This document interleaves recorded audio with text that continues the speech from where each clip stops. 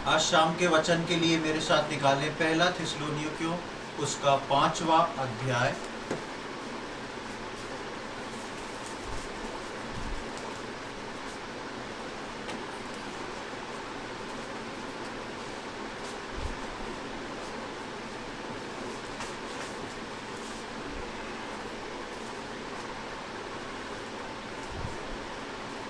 पहला थिस्सलुनीकियों उसका 5वां अध्याय।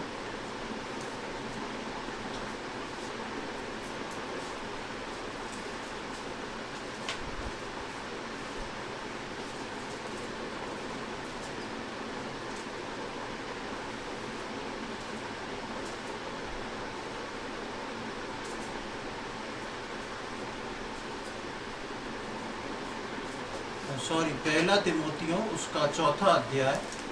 First Timothy chapter 4। पहला तिमोथी उसका 4था अध्याय।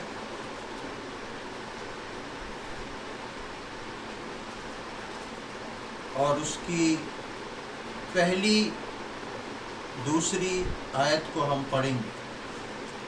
परंतु आत्मा स्पष्टता से कहता है कि आने वाले समयों में कितने लोग भरमाने वाली आत्माओं और दुष्ट आत्माओं की शिक्षाओं पर मन लगाकर विश्वास से बहक जाएंगे। यह उन झूठे मनुष्यों के कपट के कारण होगा जिनका विवेक मानो जलते हुए लोहे से दागा गया है, जो विवाह करने से रोकेंगे और भोजन की कुछ वस्तुओं से परे रहने की आज्ञा देंगे। बस इसके साथ ही हम पढ़ेंगे दूसरा तिमोथी उसका 3रा अध्याय। दूसरा तिमोथी उसका 3रा अध्याय और पहली 5 आयतों को हम देखेंगे। फर्स्ट 5 यह स्मरण रख कि अंतिम दिनों में कठिन समय आएंगे, क्योंकि मनुष्य स्वार्थी, लोभी, डींगमार, अभिमानी, निंदक, माता पिता की आज्ञा टालने वाला, कृतज्ञ, अपवित्र, दया रहित, क्षमा रहित, दोष लगाने वाला, असंयमी, कठोर, भले के बैरी, विश्वासघाती, ढीठ, घमंडी और परमेश्वर के नहीं वरन सुख विलास ही के चाहने वाले होंगे। वे भक्ति का भेष तो धरेंगे पर उसकी शक्ति को ना मानेंगे। ऐसों से परे रहना। हाँ, हमने 2 भागों को पढ़ा जहाँ पर अंत के समय का कुछ जिक्र थोड़ा थोड़ा हम पढ़ते हैं। जब हम दूसरा तिमोथी के 3रे अध्याय में आते हैं तो वहाँ पर वहाँ की पहली 5 आयतों में कुछ कैटेगरी को हम पाते हैं। क्या कैटेगरी ये लिखा, ये स्मरण रख कि अंतिम दिनों में कठिन समय आएंगे। सबसे पहले इस बात को इंडिकेट किया जाता है कि आखिरी के दिनों में, आखिरी के समय में, यानी कि जब प्रभु यीशु मसीह का आगमन होने वाला होगा उस समय में समय कठिन होंगे। और समय कठिन होने का कारण लिखा है, एक समाज का विवरण वहाँ पर दिया हुआ है। वहाँ लिखा है मनुष्य स्वार्थी, लोभी, डींगमार, अभिमानी, निंदक, माता पिता की आज्ञा टालने वाले, कृतज्ञ, अपवित्र, दया रहित, क्षमा रहित, दोष लगाने वाले, असंयमी, कठोर, भले के बैरी, विश्वासघाती, ढीठ, घमंडी और परमेश्वर के नहीं वरन सुख विलास ही के चाहने वाले। एक बहुत लंबी लिस्ट पाते हैं वहाँ पर। और मेन बात जो हम 5वीं आयत में वहाँ पर देखते हैं, तो 5वीं आयत बोलती है कि ऐसे लोगों से परे रहना। ऐसे लोगों से परे रहना यानी कि ऐसे लोगों से अलग रहना। ऐसे लोगों को अंत के समय की बात हो रही है और एक अंत के समय में कैटेगरी बताई जा रही है। और एक विश्वासी को इस बात से अवगत कराया जा रहा है, चेतावनी के रूप में रखा जा रहा है कि ये ग्रुप ऑफ पीपल जो है, ऐसे लोगों का जो एक समूह है, इस समूह से अपने आप को तुम अलग रखना। आज के समय में आप और मैं, हमको ज़्यादा मेहनत करने की ज़रूरत नहीं, क्योंकि हम अच्छे से जानते हैं हमारे चारों ओर ऐसा ही समूह पाया जा रहा है। हमारे समाज में, हमारे रिश्तेदारी में, हमारे चारों ओर जो है ऐसे लोगों का समूह पाया जा रहा है। और कई बार कई जगह पर विश्वासियों के बीच में भी ऐसा समूह पाया जा रहा है जो वचन के अनुसार पूरी तरह नहीं चलते हैं। लेकिन परमेश्वर का वचन बोलता है कि ऐसे लोगों से तुमको परे रहना जरूरी है। अलग हटके रहना जरूरी है हमारे भी। क्योंकि ऐसा क्यों कहा गया है?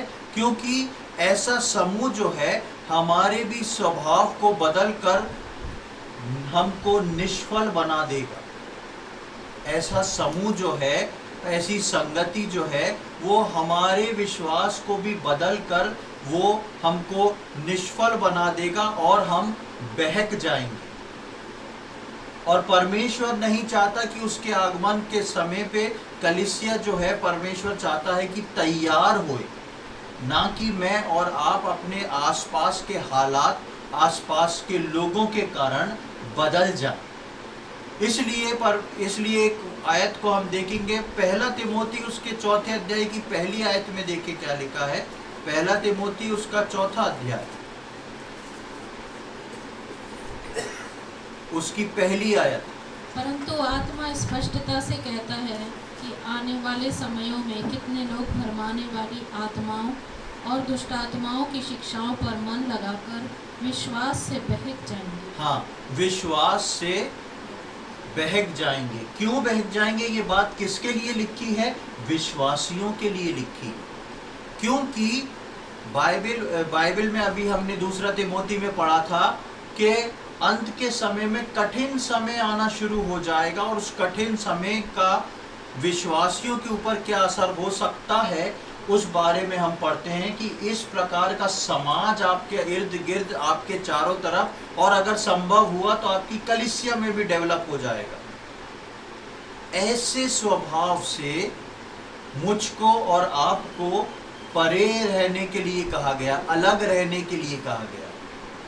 क्यों अलग रहने के लिए कहा गया है? क्योंकि अगर ऐसे स्वभाव में हम रहेंगे तो साफ लिखा है कि विश्वास से बहक जाएंगे। ये संभवता है कि विश्वास से बहक जाए, और शैतान चाहता है कि मुझको और आपको विश्वास से बहका के कमज़ोर बना दे और उस हद तक ले जाए जहाँ पर प्रभु यीशु मसीह का आगमन हो और उस विश्वासी को पता ही ना पड़ रहा हो कि प्रभु का आगमन है और मेरे को क्या तैयारी करना है।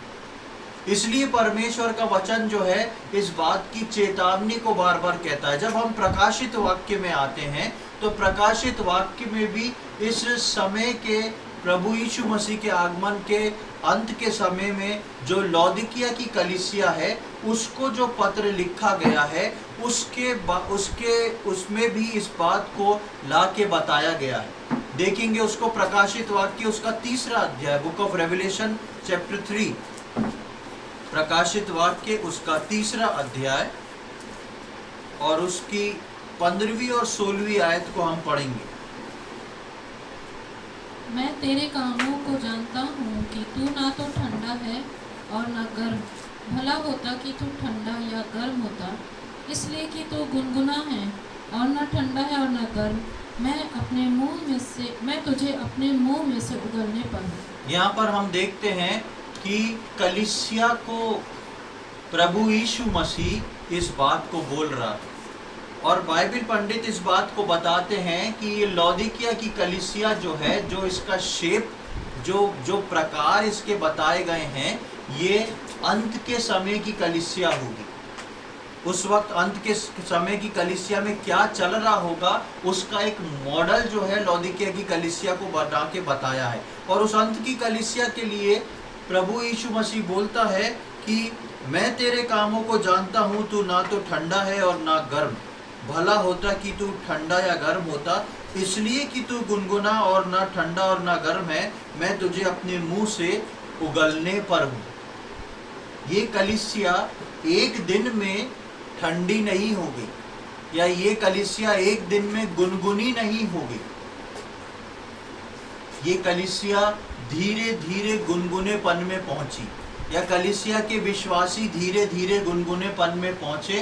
क्यों पहुंचे? क्योंकि अंत के समय का माहौल जो है, अंत के समय का समाज जो है वो इस प्रकार हो जाएगा।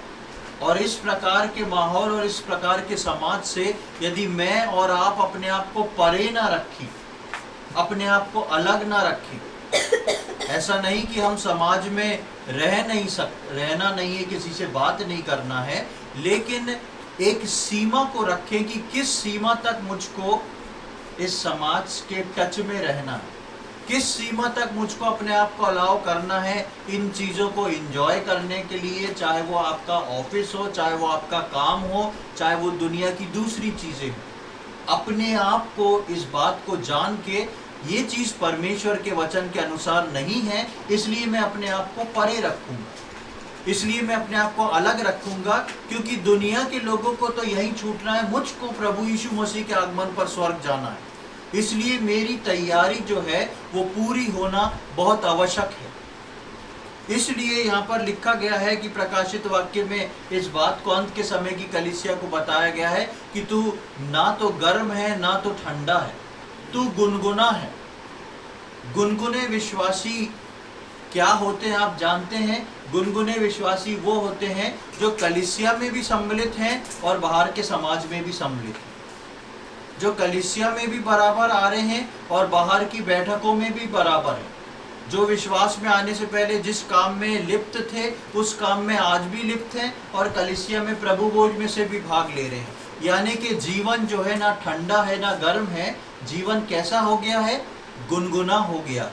और प्रभु यीशु मसीह बोलता है मैं तुझे उगलने पर हूं। क्यों उगलने पर हूं? क्योंकि यीशु मसीह आने पर है। यीशु मसीह कहता है अगर तुम्हारी इस कंडीशन पे मैं पहुंच जाऊंगा तो तुम्हारी गारंटी मैं नहीं लूंगा, क्योंकि मैं स्पष्ट रूप से यहाँ पर बोलता हूं कि मैं अपने मुंह से तुम्हें उगलने पर हूं, मुंह से उगलने पर हूं। ऐसा सोच के रखा है प्रभु यीशु मसीह ने, ऐसा प्लान करके रखा है कि गुनगुनेपन के विश्वासी को मैं नहीं ले जाऊंगा। अब सोच के देखें क्यों परमेश्वर का वचन जो है बार बार प्रभु यीशु मसीह के आगमन पर विश्वासियों को तैयार होने के लिए बोल रहा है, सतर्क होने के लिए बोल रहा है। और यहाँ बोल रहा है कि अंत के समय में कठिन समय होगा और ये विश्वासियों के लिए कठिन समय होगा अपने आप को कट ऑफ करके रखने का। जब हम अपने आप को बाहर की दुनिया से कट ऑफ करते हैं, सबके पास पूछने को सवाल होते हैं, अरे आप ऐसा क्यों नहीं करते? पहले तो आप करते थे। आप हमारे साथ क्यों नहीं आते? पहले तो आप आते थे। बहुत सारे प्रश्न हैं। एक कठिन समय है विश्वासियों के लिए, लेकिन वो विश्वासियों का जो कठिन समय है उसमें प्रभु को पकड़ना, प्रभु की पहचान को रखना बहुत आवश्यक है। और इसी के 3 अध्याय की 5वीं आयत में देखिए क्या लिखा हुआ है, परमेश्वर कैसा चाहता है हमारे को। प्रकाशित वाक्य 3:5, जो जय पाए उसे इसी प्रकार श्वेत वस्त्र पहनाया जाएगा और मैं उसका नाम जीवन की पुस्तक में से किसी रीति से न काटूंगा, पर उसका नाम अपने पिता और उसके स्वर्गदूतों के सामने मान लूंगा। हाँ, यहाँ पर लिखा है जो जय पाए। आप देखेंगे कि प्रकाशित वाक्य में जो भी 7 कलीसिया को पत्र है, सब जगह ये एक वर्ष एक बार जरूर आई है, जो जय पाए। और रिवॉर्ड्स जो हैं वो अलग अलग बताए गए हैं।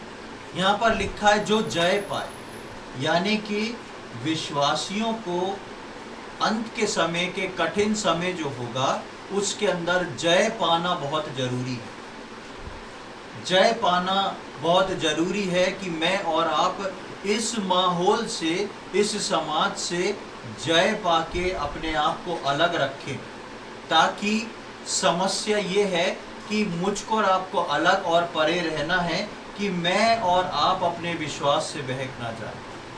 अंत के समय में बहुत सारी चीज़ें ऐसी होंगी जो हमारे विश्वास को हिलाएगी और वो हमारे विश्वास की परख होगी। उस परख को समझते हुए अपने विश्वास को हमको स्थिर और मजबूत रखना बहुत आवश्यक है। 2 चीज़ें परमेश्वर चाहता है विश्वासियों से। पहला, परमेश्वर पर भरोसा रखने, परमेश्वर पे भरोसा रखना, और दूसरा अपने आप को आत्मिक रूप से जिंदा रखना। परमेश्वर पे भरोसा रखना और अपने आप को आत्मिक रीति से जिंदा रखना। जब हम परमेश्वर पे भरोसा रखेंगे तब हम जय पाने के जीवन में कदम रखेंगे। सबसे पहला हमारा भरोसा, हमारा विश्वास आता है। जितना हमारा भरोसा, जितना हमारा विश्वास परमेश्वर पे होता है, उतना हम मजबूती के साथ खड़े हो सकते हैं और उतना हम जय पा सकते हैं। जितना कमजोर हमारा परमेश्वर पर विश्वास होता है उतना हमको जय पाना मुश्किल होता है, उतना हम समस्याओं में कॉम्प्रोमाइज करते हैं। चलो ऐसा भी कर लो, ऐसा भी कर लो, लेकिन परमेश्वर चाहता है मैं और आप जय भी पाएं और आत्मिक रीति से अपने आप को जीवित रखें और सारा भरोसा जो है हम प्रभु पे रखें। इसलिए परमेश्वर का वचन एक बात को यिर्मयाह नबी की किताब में कहता है। उस यिर्मयाह नबी की किताब को हम देखेंगे। यिर्मयाह नबी की किताब उसका 17वां अध्याय, बुक ऑफ यिर्मयाह चैप्टर 17। यिर्मयाह नबी की किताब उसका 17वां अध्याय, बुक ऑफ यिर्मयाह chapter 17 verse 7 and 8। 909 page number पे आपको पुरानी हिंदी बाइबल में मिल जाएगा। धन्य है वह पुरुष जो यहोवा पर भरोसा रखता है, जिसने परमेश्वर को अपना आधार माना हो। वह उस वृक्ष के समान होगा जो नदी के किनारे लगा हो और उसकी जड़ जल के पास फैली हो। जब धूप होगी तब उसको न लगेगी, उसके पत्ते हरे रहेंगे और सूखे वर्ष में भी उनके विषय में कोई चिंता न होगी, क्योंकि वह तब भी फलता रहेगा। यहाँ पर एक बहुत सुंदर आयत हम पढ़ते हैं कि धन्य है वो पुरुष जो यहोवा पे भरोसा रखता है और जिसने परमेश्वर को अपना आधार माना। और उसके लिए कुछ बात लिखी है कि वो एक ऐसे पेड़ के समान है जो हरा भरा है, जो फलवंत है, जो नदी के किनारे लगाया हुआ है। और उसके सबसे अंतिम में आप देखेंगे वहाँ पर लिखा है सेकेंड लास्ट लाइन, और सूखे वर्ष में भी उसके विषय में कुछ चिंता ना होगी। ये सूखे का वर्ष क्या है? ये सूखे का वर्ष विश्वासी के लिए वो अंत का कठिन समय है। ये सूखे का वर्ष विश्वासी के लिए वो अंत का कठिन समय है जिसके अंदर विश्वासियों का बहक जाना जो है वो संभव हो सकता है। और यहाँ पर वचन बोलता है कि और सूखे के वर्ष में भी उसके विषय में कुछ चिंता ना होगी, क्योंकि वो तब भी फलता रहेगा। एक ऐसा समय जब सूखे का वर्ष आएगा, जब वचन को शैतान चुराने में एक्सपर्ट हो जाएगा, जब आत्मिक जीवन बिताना जो है कठिन माना जाएगा, जब आत्मिक जीवन बिताने के लिए परमेश्वर का वचन पढ़ने और प्रार्थना करने के लिए हमारी व्यस्तता बढ़ जाएगी, हमको समय की कमी होगी। जब हम प्रार्थना करने के लिए इच्छा मन में तो होएगी, लेकिन फिर भी इच्छा नहीं होगी और हम प्रार्थना नहीं करेंगे। वचन पढ़ने की इच्छा होगी पर वचन नहीं पढ़ेंगे। इस प्रकार का सूखे का वर्ष यानी कि अंत का समय आने वाला है, जिसको परमेश्वर बताता है। लेकिन परमेश्वर उसके साथ साथ उसका एक उत्तर भी देता है, उसको हल करके भी बताता है। लिखा है धन्य है वो पुरुष जो यहोवा पर भरोसा रखता है। हमने अभी पीछे देखा कि सबसे पहले परमेश्वर पे भरोसा यानी कि विश्वास को मजबूत रखना जरूरी है, और उसके बाद जय का जीवन, आत्मिक जीवन को जिंदा रखना जरूरी है। आगे लिखा है जिसने परमेश्वर को अपना आधार मान लिया है। परमेश्वर पर संपूर्ण विश्वास वही रख पाते हैं जो परमेश्वर को अपना संपूर्ण आधार मान के चलते हैं। इसके ऊपर मेरे पैर टिके हुए हैं, इसने मेरे पैरों को दृढ़ करके रखा है। ये मेरे पैरों को संभाले हुए कौन? परमेश्वर। और उस पर अपने विश्वास को दृढ़ करते हैं कि स्थिति परिस्थितियां कैसी क्यों ना आती हों, मुझको अलग खींचती हों परमेश्वर से, लेकिन हर हाल में मुझको अपना भरोसा विश्वास अपने आधार पे रखना है। उस आधार से मुझको दाएं बाएं नहीं मुड़ना है। यहाँ पर हम 8वीं आयत में देखते हैं कि वहाँ पर लिखा है वो उस वृक्ष के समान होगा जो नदी के किनारे लगा हो, उसकी जड़ें जल के पास फैली हो, और जब धूप होगी तब उसको ना लगेगी और पत्ते हरे रहेंगे और सूखे के वर्ष में भी उनको चिंता ना होगी। यहाँ पर आप देखेंगे सब चीज़ जो है वो होगी के रूप में लिखा है, यानी आने वाले समय में ऐसा होगा, ये होगा। परमेश्वर पहले बता रहा है कि उस पे भरोसा रखना, उसको आधार मानना, क्योंकि आने वाले समय में, सूखे के वर्ष में, दुनिया के कठिन समय में, प्रभु यीशु मसीह के आगमन से पहले कई चीजें होंगी, और ये जो चीजें होंगी ये सूखे का समय जो है वो अंत का समय और उस कठिन समय को बताता है। इसलिए परमेश्वर बताता है कि आपका आधार जो है वो कहाँ पर होना चाहिए, आपका ग्राउंड कहाँ पर होना चाहिए। हमने नए नियम में अभी पढ़ा कि ऐसे लोगों से परे रहे, यानी कि उस जगह पर हमारे पैर नहीं होना चाहिए, उस स्थान पर हमारे पैरों का आधार नहीं होना चाहिए, चाहे वो रिश्ता हमारे लिए कितना भी कीमती क्यों ना हो। उस जगह से मुझको और आपको अपने पैरों को निकालना है, और कहाँ पर लगाना है, वो बहती नालियों के, बहती नदी के किनारे लगाना है। वो है परमेश्वर का आधार, वो है परमेश्वर पे भरोसा, दृढ़ भरोसा और विश्वास, उसको अपना आधार माना है। और लिखा है कि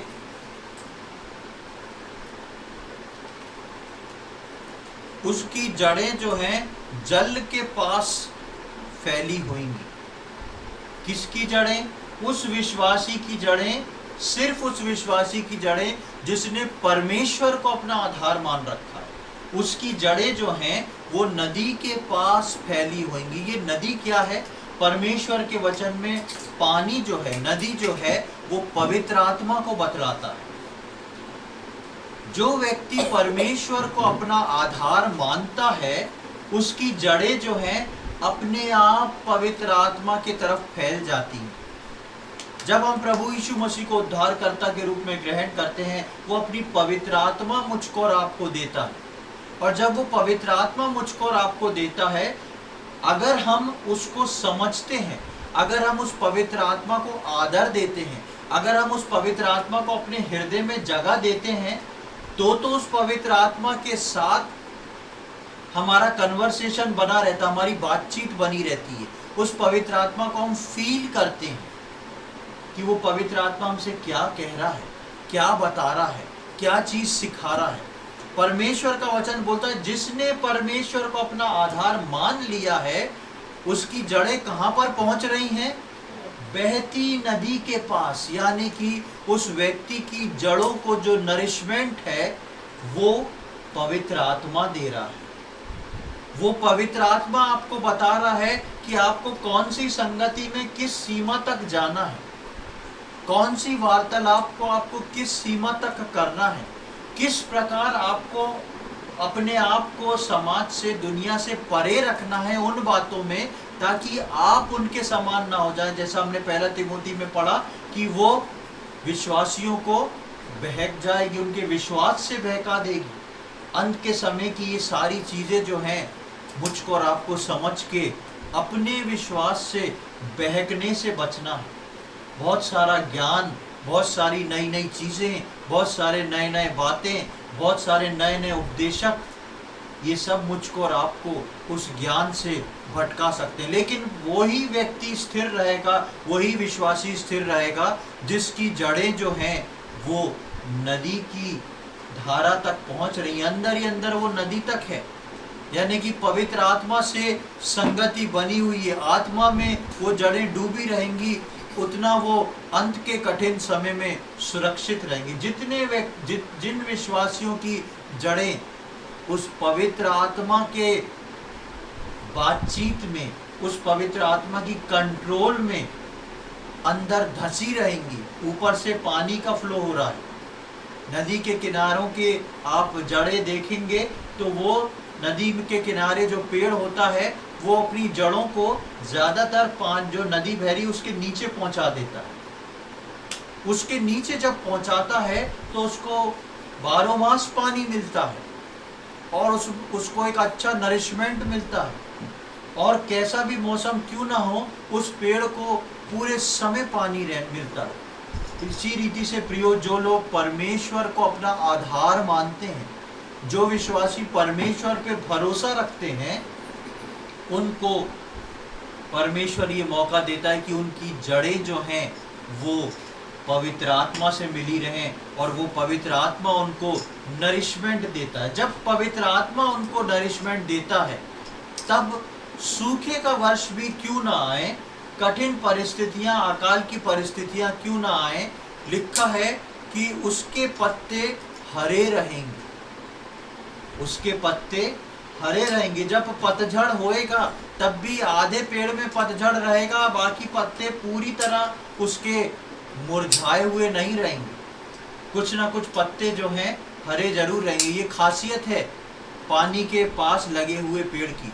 आपने देखा हमारे यहाँ बाहर पे एक बादाम का पेड़ है, पतझड़ के मौसम में कभी भी हमने उसको ऐसा नहीं देखा कि उसमें एक पत्ता ना हो, क्योंकि उसके नीचे कुआं है, पूरा पानी में वो डूबा रहता है उसकी जड़ें।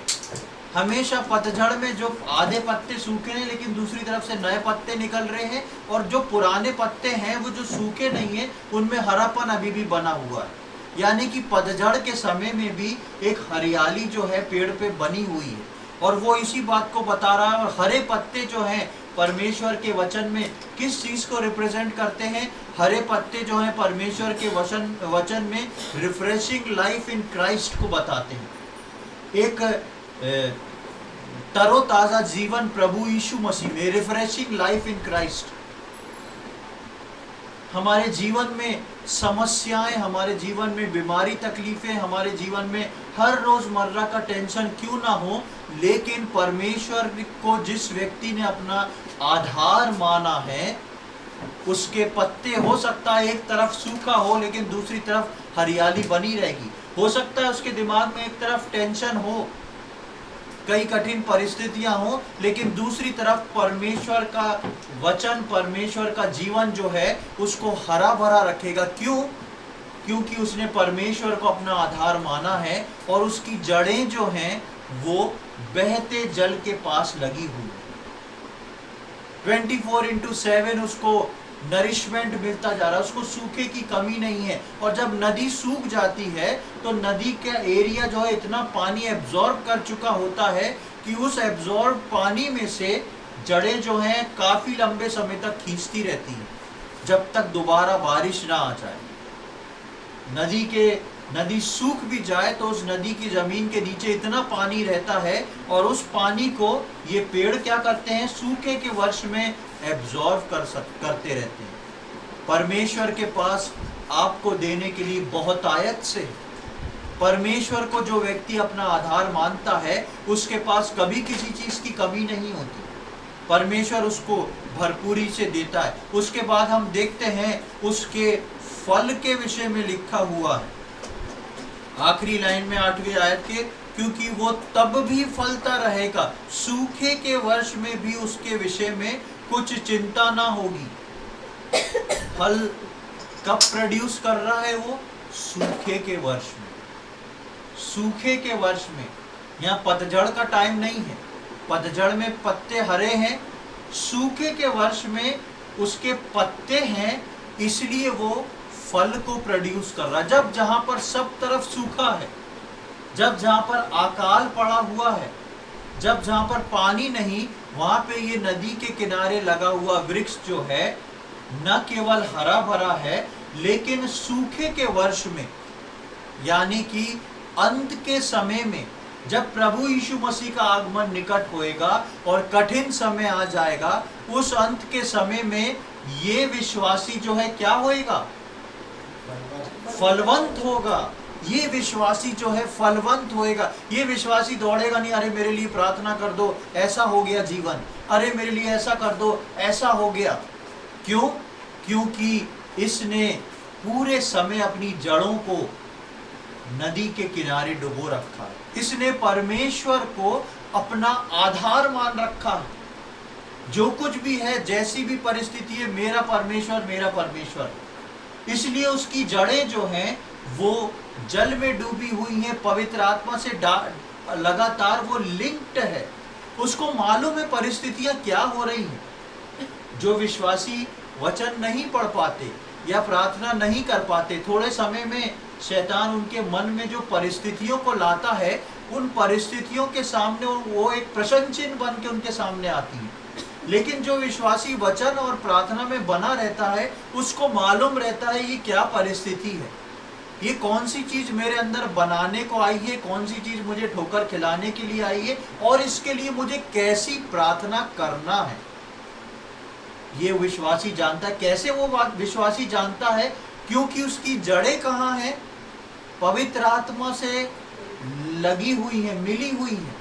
पवित्र आत्मा उसको बताता है। प्रभु यीशु मसीह ने बोला, मैं बहुत सारी बातें तुमसे करना चाहता हूं, पर अभी नहीं कर सकता, क्योंकि तुम मैच्योरिटी के उस लेवल तक नहीं पहुंचे हो। लेकिन जब मैं जाऊंगा तो पवित्र आत्मा को भेजूंगा एक सहायक के रूप में, और वो तुम्हें बताएगा, वो तुम्हें राज की बातें बताएगा, वो तुम्हें मेरे बारे में बताएगा, वो तुम्हें पिता के बारे में बताएगा, वो तुम्हें स्वर्गीय राज्य के बारे में बताएगा, और यहाँ तक कि वो तुम्हें शैतान के बारे में बताएगा।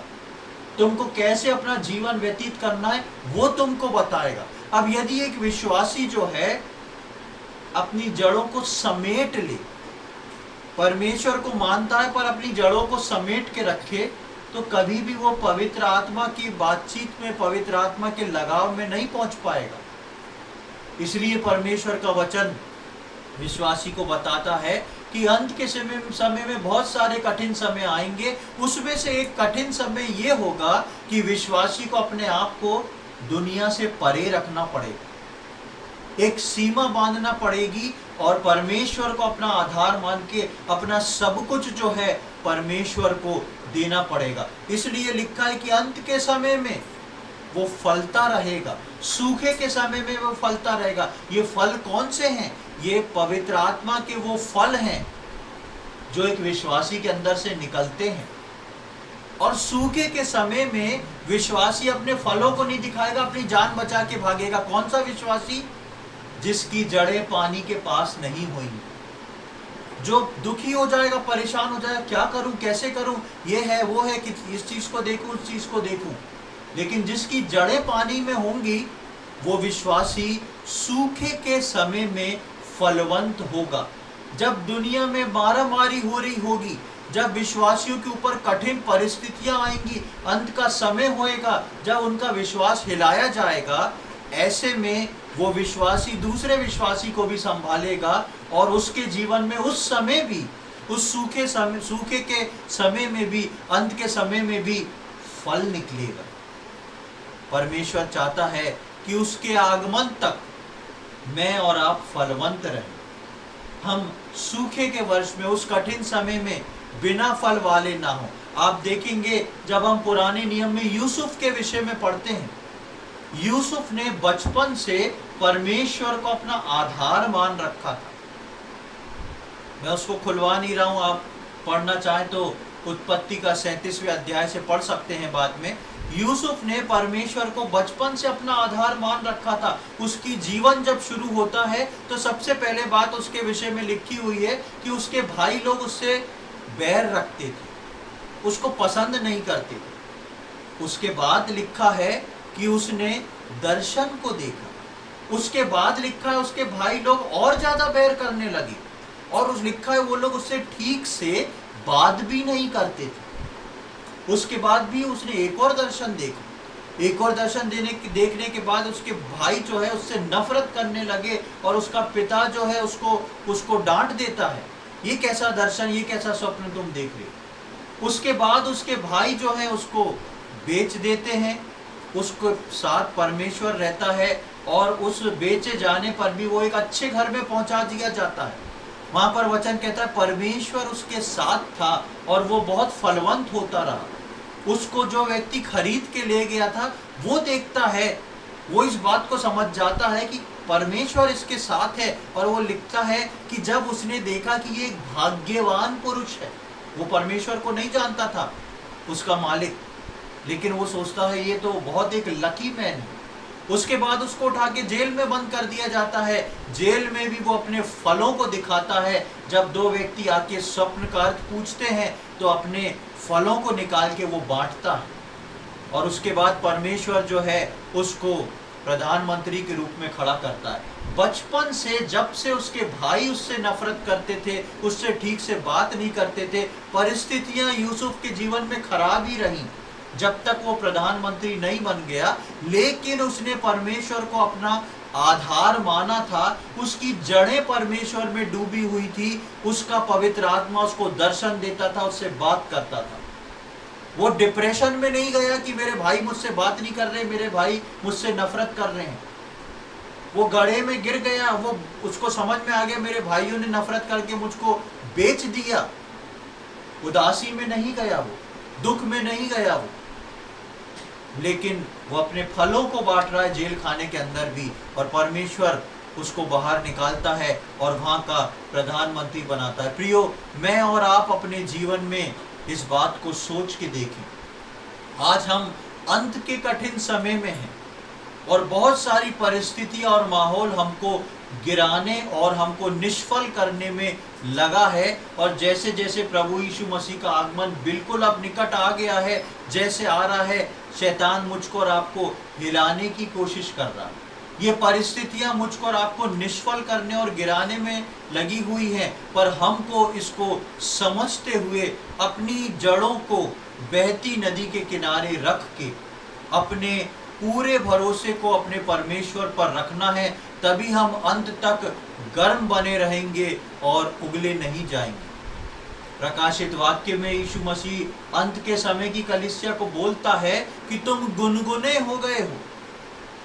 ये गुनगुने होने का काम विश्वासी मंडलियों में चालू हो चुका है। अब सोच के देखें, प्रभु यीशु मसीह का आगमन कितना निकट हो चुका है। विश्वासी आज गुनगुनेपन के जीवन को बिताने में खुश है, लेकिन प्रियो, ये गुनगुनेपन का जीवन दो खतरनाक चेतावनी देता है। पहली जो हमने तिमोथी में पढ़ी कि विश्वास से भटक जाएंगे, और दूसरी यीशु मसीह बोलता है तुम यदि गुनगुने हो तो मैं तुमको उगलने पर हूं। परमेश्वर का धन्यवाद हो कि उसने मुझको और आपको अभी तक उगला नहीं है। हम आज एक निर्णय को अपने जीवन में लेके जाएं। यदि हम गुनगुनेपन में अपने विश्वासी जीवन को लेके जी रहे हैं तो उसको मजबूत कर लें।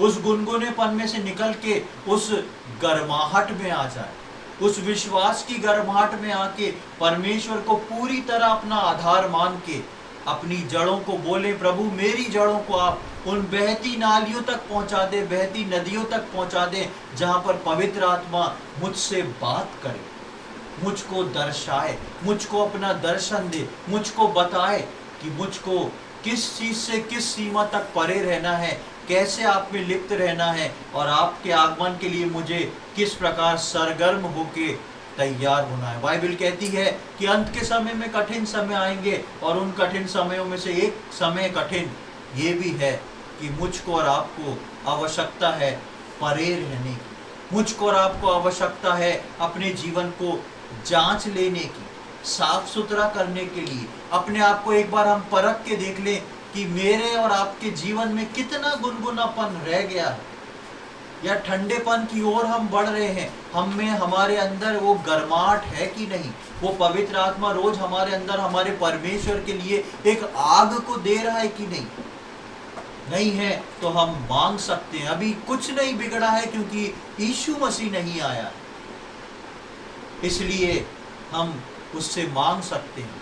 हो सकता है आज की रात आखिरी रात हो, प्रभु यीशु मसीह का आगमन आज की रात हो, भोर के समय हो। उससे पहले हम अपने आप को नम्र और दीन करके परमेश्वर के सम्मुख हम आके अपने आप को बोले, प्रभु मेरे जीवन में ठंडापन, मेरे जीवन में गुनगुनापन मैं महसूस कर रहा हूं। मैं नहीं चाहता कि आप मुझको उगल दें, आप मुझको सरगर्म करें, मुझको अपनी गर्माहट से भरें। मैं आपको अपना आधार मानता हूं, और मेरी जड़ों को आप उस बहती जल के पास रखें ताकि आपकी इच्छा और योजना को मैं समझ सकूं। प्रियो, इन अंत के दिनों में हम किसी भी वचन को यूं ही ना लें। प्रभु का वचन मुझको और आपको तैयार कर रहा है उसके आगमन के लिए। हम विचार करें, तैयार होएं और सावधान हो जाएं और प्रभु के आगमन के लिए तैयार हों, क्योंकि वो नहीं चाहता कि वो किसी को भी उगले। हम जयवंत जीवन जीने वाले एक विश्वासी बने, परमेश्वर पे भरोसा रखने वाले बने। दो बातों को पकड़ के रखें, परमेश्वर पर भरोसा रखना और अपने आप को आत्मिक रूप से जीवित रखना। इन दोनों चीज़ों के लिए हम अपने आप को परखें, जांचें और समझदारी के साथ आगे बढ़ें, ताकि हम उसके आगमन पे, उस तुरी के बजने पे उठाए जा सकें। परमेश्वर इन वचनों को समझने में हम में से प्रत्येक की सहायता करें। प्रभु के नाम की महिमा। आइए हम प्रार्थना करेंगे। प्रभु जी, हम धन्यवाद देते हैं सुंदर समय के लिए। एक और बार आपने हमारे जीवन में ये अवसर दिखाया प्रभु कि हम आके आपके वचनों से सीख सकें, समझ सकें। हम धन्यवाद देते हैं प्रभु इन वचनों के लिए, जिस प्रकार प्रभु हम सुन रहे थे, जिस प्रकार हम पढ़ रहे थे कि प्रभु अंत के कठिन समय में ऐसा समय आएगा जब चारों तरफ के लोग, चारों तरफ का समाज इस योग्य नहीं रहेगा कि हम उसमें रहें।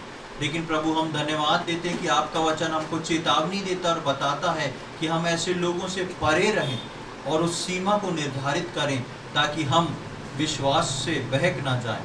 प्रभु हम प्रार्थना विनती करते हैं प्रत्येक जन के लिए, जितने लोगों ने आज वचन सुना है, जितने आगे आने वाले समय में वचन सुनेंगे, एक एक जन के लिए हमारी प्रार्थना विनती है प्रभु कि हम सब के जीवन जो हैं सरगर्म हो, हम सब के जीवन गर्म पाए जाएं। प्रभु हम में से कोई भी उगलने के योग्य ना पहुँचे, और प्रभु जी हम उस सीमा को अपने जीवन में ठहरा के हम प्रार्थना विनती करते हैं प्रभु जी, हमारी जड़ों को आप उस बहते जल तक पहुँचाएँ। और प्रभु आपका पवित्र आत्मा निरंतर हमको सिखाता जाए, हमको बताता जाए, और सूखे के वर्ष में भी प्रभु जी हम में से प्रत्येक के पत्ते हरे भरे हों और लहलाते हों, और उस सूखे के वर्ष में हम फलवंत रहें, दूसरों को अपने फल से लाभ देने वाले हों। ऐसी हमारी विनती प्रार्थना है। धन्यवाद देते हैं प्रभु आज के समय के लिए, आपने प्रार्थना को सुना उसके लिए धन्यवाद देते हैं। ये सारी बातें अपने उद्धारकर्ता प्रभु यीशु मसीह के पवित्र और मीठे नाम से मांगते हैं, आमीन।